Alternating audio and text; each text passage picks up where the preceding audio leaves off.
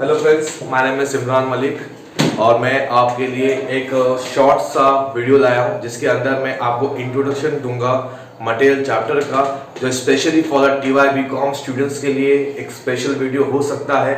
अगर आप अभी तक एग्जाम की रेडी तैयारी नहीं किए रहेंगे तो कुछ शॉर्ट्स मेरे वीडियोस है जिसको अगर आप कंप्लीट कर लेते हो तो आपकी एग्जाम की तैयारी कंप्लीट हो जाएगी। तो लेट्स बैक टू टॉपिक। आपका टॉपिक आज हम कवर क्या करने वाले हैं? आज आपका टॉपिक है material chapter.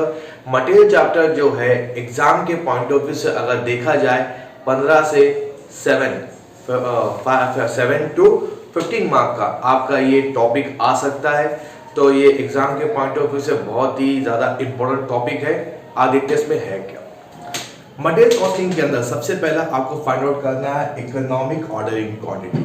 Sir, economic ordering quantity है क्या? मान लेते हैं आप किसी भी कंपनी के परचेस मैनेजर हो, आपको एक ऐसी क्वांटिटी चूज करना है जहां पे कंपनी का कॉस्ट कम से कम हो, क्योंकि ऑफ कोर्स हमारा जो मटेरियल कॉस्टिंग का मेन मोटिव भी यही है कि how to minimize the cost of inventory, यानी मटेरियल कॉस्ट को किस तरीके से कम किया जाए, यही हमारा बेसिक हमारा मोटिव है।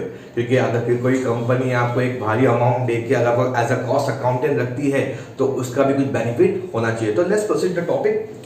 तो अब यहाँ पे जब हम बात करते हैं एक ऑर्डर क्वांटिटी की, तो उससे पहले आपको फाइंड आउट करना होता है सर कौन से ऐसे एडिशनल कॉस्ट होते हैं जो आपके मटेरियल के कॉस्ट के साथ में जुड़ के आते हैं। नंबर 1 आपका सबसे पहला आपका हमारा जो कॉस्ट होता है परचेस कॉस्ट। ऑफ कोर्स जो आपका बेसिक परचेस कॉस्ट होता है, जो प्रोडक्ट की कीमत होती है, वो तो आपका रहेगा, लेकिन उसके साथ साथ में आपके जो एडिशनल कॉस्ट यहाँ पे हमारे आ जाते हैं। नंबर 2 हमारा आता है आपका ordering cost. Sir, ordering cost होता क्या है? सर, ऑर्डरिंग कॉस्ट मतलब होता है आप जब भी माल को मंगाते हैं, किसी भी क्वांटिटी को ऑर्डर करते हैं, तो आपका लोडिंग, अनलोडिंग, कैरेज, जिसे हम कहते हैं कैरेज इनवर्ड, फ्रेट, आपके सब inspection cost, follow up cost, ये सारे कॉस्ट आपको लगते हैं। बराबर, जितनी बार भी आप मंगाएंगे उतनी बार आपका ये ऑर्डरिंग कॉस्ट आपका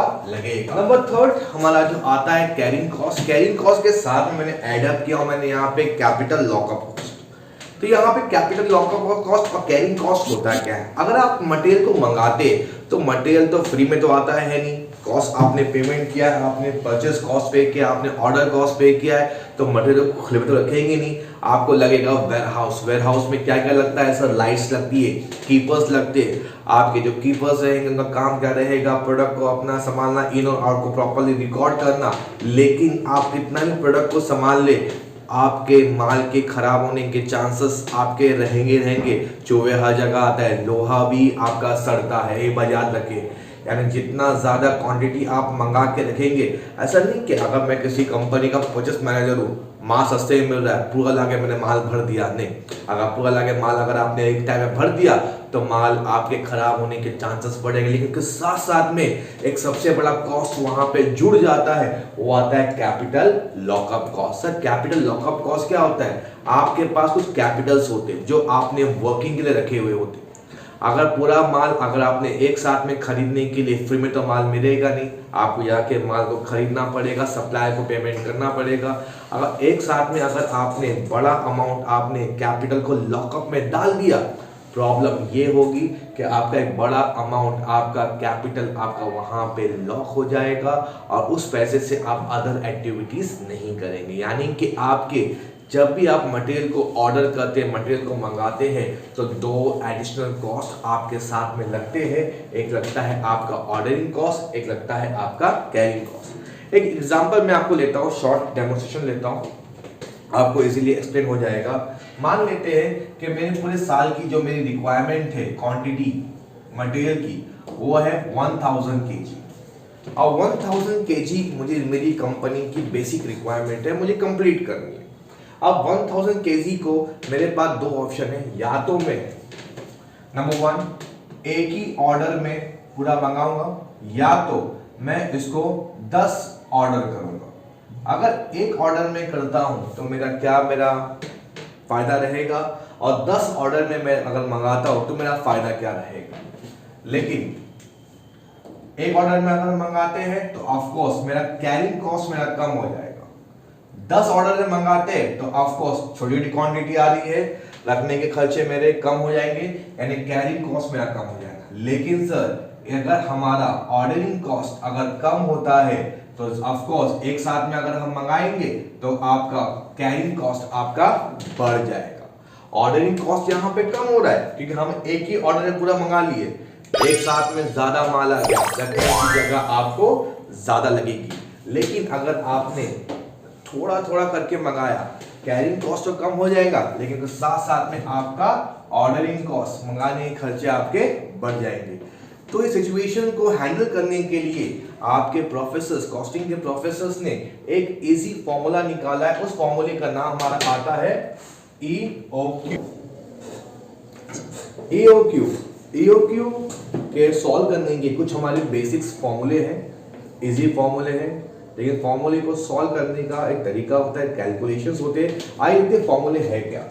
अब जब फाइंड आउट करते हैं EOQ, तो EOQ का सबसे पहला आपको फाइंड आउट करना होता है economic ordering quantity. EOQ find out करना बहुत जरूरी है, तभी जाके आपको मालूम पड़ेगा कि total cost of inventory EOQ से कितनी आपको निकलने वाली है। अब EOQ का फॉर्मूला क्या है? √2AOC। A stand for the annual demand, O stand for the ordering cost and C stand for the carrying cost। सारी इंफॉर्मेशन आपको आपके सम के अंदर, एक मैंने यहाँ पे एक सम, यहाँ पे सैंपल सम मैंने यहाँ पे दिया हुआ, एवरीथिंग मेंशन इन द सम, सब कुछ सम में दिया हुआ रहेगा, कुछ भी आपको अपने याद करने की जरूरत नहीं है, बट जस्ट आपको ये फॉर्मूलेस आपको याद रखना है। स्टेप नंबर 2 आपको निकालना यहाँ पे है number of order. Number of order का फॉर्मूला है AAD divided by quantity order. अब यहाँ पे जब का क्वांटिटी ऑर्डर जो है वो है इकोनॉमिक ऑर्डरिंग क्वांटिटी, क्योंकि हम यहाँ पे यही क्वांटिटी ऑर्डर करने वाले हैं। तो यहाँ पे फॉर्मूला सिंपल सा हमारा है AD divided by quantity order. AD is equal to the annual demand and the quantity order is QO is equal of quantity order। Step number 3 जब हम फाइंड आउट की बात करते हैं, ये आपका टोटल आपका एनुअली कॉस्ट कितना आपका निकलता है, इसके अंदर फाइंड आउट करना है 3 चीजें। Annual purchase cost AD multiply by PPU। So what is mean by PPU? एक प्रोडक्ट की कीमत कितनी हमारी होती है, मंगाने का खर्चा। मार्क माय वर्ड, यहाँ मैं बात कर रहा हूँ परचेज कॉस्ट की, यहाँ मैं ऑर्डरिंग कॉस्ट, कैरिंग कॉस्ट की बात नहीं कर रहा हूँ, यहाँ मैं सिर्फ बात कर रहा हूँ परचेज कॉस्ट की। एक प्रोडक्ट की सिंगल परचेज कॉस्ट आपकी कितनी रहेंगी, उसको हम कहते हैं PPU। सेकंड हम यहाँ पे निकालते हैं annual ordering cost, number of order, पूरे साल में आपके कितने ऑर्डर लगे और एक ऑर्डर को मंगाने का खर्चा। नंबर थर्ड हमारा आएगा annual carrying cost, average of quantity order multiply by carrying cost. तो ये आपके total economic order and quantity formula है। इसको हम लोग एक सैंपल मैंने यहाँ पे सम दिया हूँ, ये सैंपल सम के हिसाब से हम यहाँ पे सॉल्यूशन सॉल्व करेंगे और किस तरीके से आपको अपना सम का आंसर्स निकालना हम देखते हैं। यहाँ पे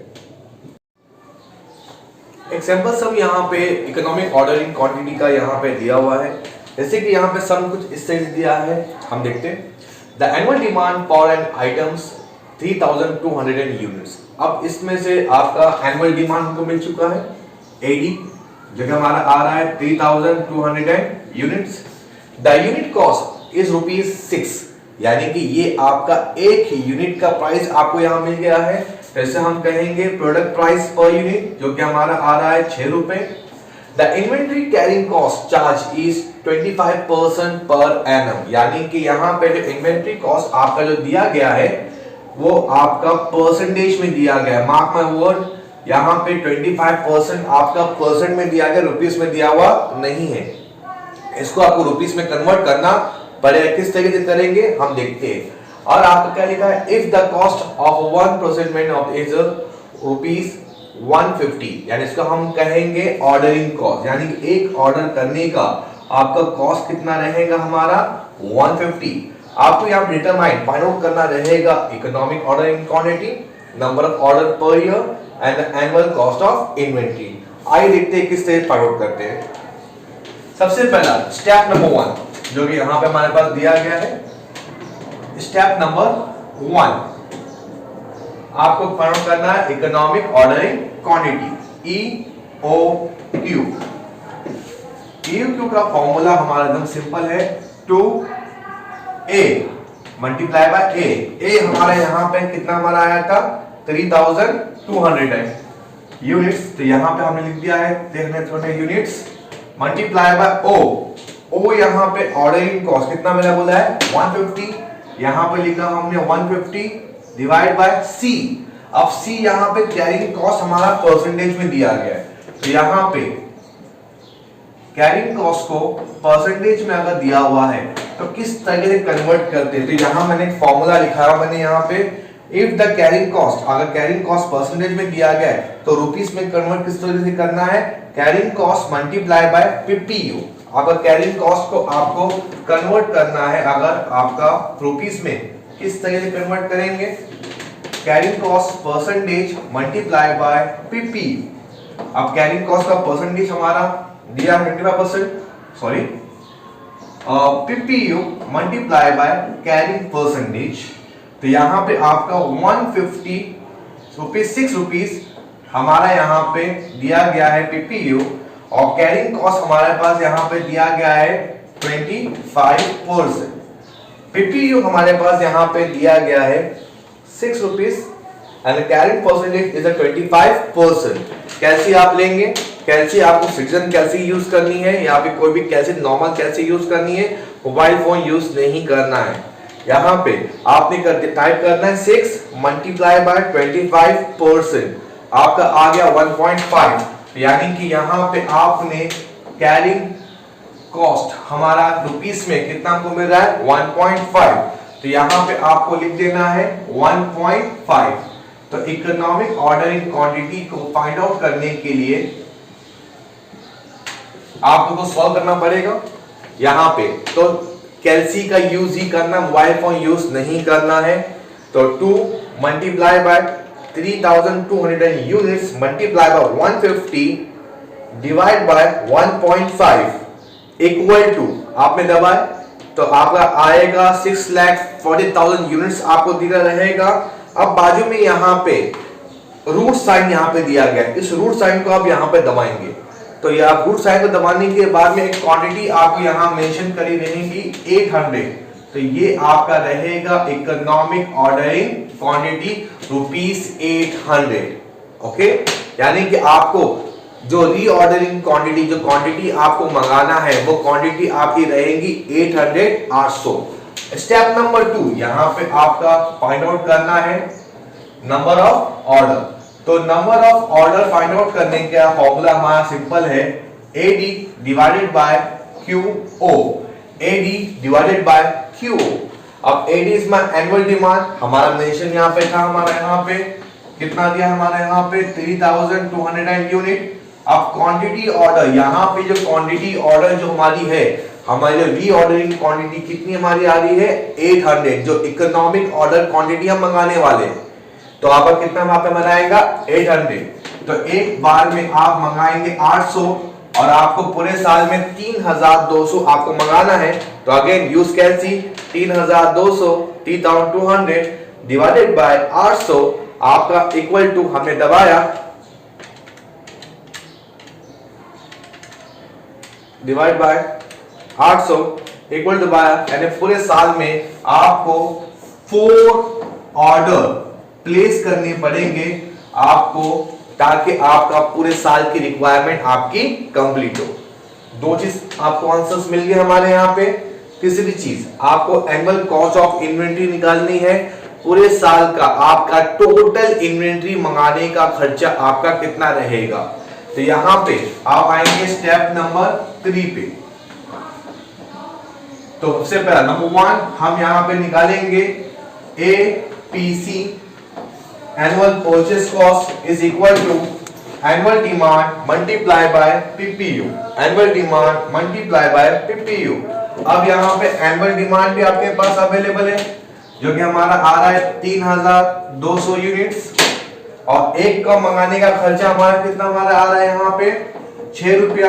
एक का आपका जो प्रोडक्ट खरीदने का खर्चा जो हमारा है वो 6 रुपीज है, तो 3200 मल्टीप्लाई बाय 6 इज माय 19200। तो ये आपका मिल गया हमारा 19200। ये आपका बेसिक परचेस कॉस्ट मिल गया आपको एनुअली, पूरे साल का आपका प्रोडक्ट मंगाना है खर्चा। नंबर 2 आपको यहाँ पे निकालना है AOC, annual ordering cost. Annual ordering cost का फॉर्मूला है number of order multiply by OC। अब नंबर ऑफ ऑर्डर हमने फाइंड आउट कर चुका है, जो कि हमारा आ रहा है 4 ऑर्डर्स मल्टीप्लाई बाय एक ऑर्डर का कितना हमारा आ रहा है 150।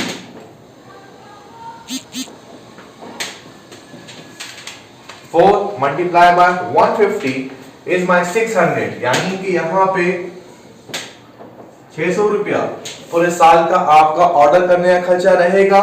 नंबर 3 हमारा आएगा ACC, annual carrying cost. Annual carrying cost का फॉर्मूला है half of the quantity order. Half of the quantity order, यहां पे अगेन क्वांटिटी ऑर्डर कितना था हमारा यहाँ पे EOQ 800 multiply by carrying cost. Carrying cost यहां पे आपको रुपीस में लिखनी है, जो कि हमारा यहां पे था 1.5, यहां पे लिखा हमने 1.5।